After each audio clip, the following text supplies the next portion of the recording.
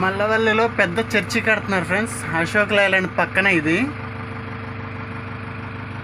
మల్లవల్లి నుంచి కొత్త మల్లవల్లి వెళ్ళే రూట్లో మొన్న వర్షాలకి గట్టిగా వాటర్ వచ్చేసి ఈ నీళ్ళు నిలిచిపోయి గ్రౌండ్ కోసం దీన్ని తయారు చేశారు. కొన్ని వేలలో వస్తారు జనం ఇక్కడికి. జనవరి 1 నుంచి జనవరి 4 వరకు కన్వెన్షన్స్ పెడతారు ఇక్కడ. దానికోసం వీళ్ళు పాపం చాలా గ్రౌండ్ చాలా మట్టి తోలించుకొని గ్రౌండ్ చక్కగా చేసుకుంటే ఈ వర్షాల మూలాన మొత్తం ఓట వచ్చేసింది ఫ్రెండ్స్. ఓట వచ్చేసి జేసీబీ వెళ్తే దిగిపోతుంది అక్కడ. అలాగే వాటర్ చేలో నిలబడిపోయినాయి అని చెప్పి ఇంత మెరక తోలిచ్చారని గొడవ చేస్తే దానికోసం ఇదంతా గ్రౌండ్ కాలువల్లో చేశారు. నిన్నైతే జేసీబీ కూడా దిగిపోయింది దీంట్లో.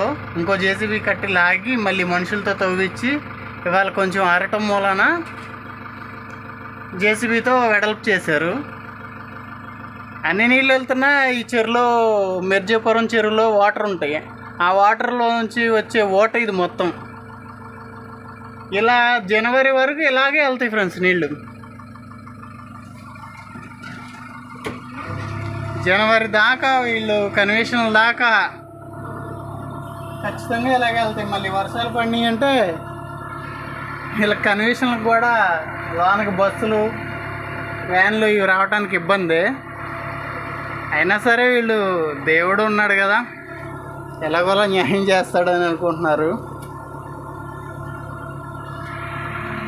అయితే ఇది ఇప్పుడే స్టార్టింగు, మొత్తం క్లియర్గా అవ్వలేదు. ప్రస్తుతానికి అకామిడేషన్కి ఫాదర్లు వాళ్ళు ఉండడానికి మటుకి రూమ్లు అవి కట్టుకున్నారు.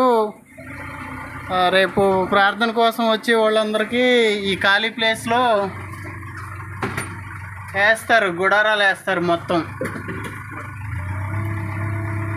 ఈ గుడారాలకే ఖర్చు కనీసం ₹1,00,00,000 అవుతుంది ఫ్రెండ్స్. ₹1,00,00,000 ఖర్చు పెట్టి చేస్తారు వీళ్ళు.